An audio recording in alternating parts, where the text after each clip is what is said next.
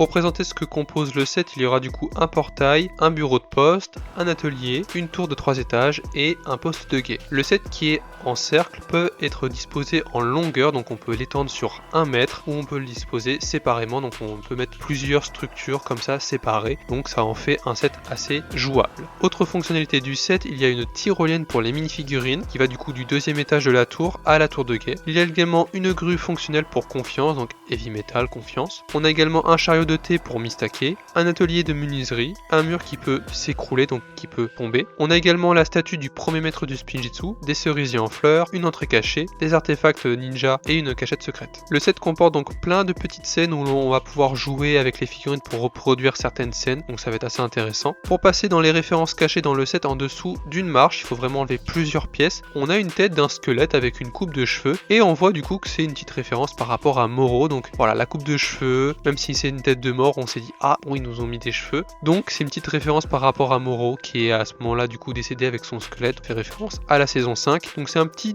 détail, un petit easter egg qu'on peut voir dans le set. Également on a d'autres easter eggs par rapport au musée, donc on a une espèce de pièce qui fait référence au musée de Ninjago City par rapport au musée avec le Dr Thunders, donc franchement c'est assez sympa. Et après on a une grotte cachée qui est dans le set, hein, un peu à l'arrière du set, où on a du coup les deux loyalistes, donc c'est une petite scénette qui est sympa, qui sera logiquement peut-être présent dans la saison 4, mais ça sera à voir, donc voilà pour l'ensemble de la construction que nous aurons. On reviendra dans un live où on pourra prendre plus le temps d'analyser le set plus en détail, parce que je trouve que déjà dans la vidéo on a pu voir les autocollants, on a pu voir les différents lieux comme ça par rapport à la tyrolienne, au petit chariot de Mistake, également on a pu voir la tour de guet, on a pu voir le portail, le bureau de poste, bref l'atelier. Il y a plein de petits endroits sympas à construire et franchement je trouve que le set est assez bien rempli, mais voilà. Donnez-moi du coup en commentaire votre avis sur la construction de la vieille ville, donc voilà.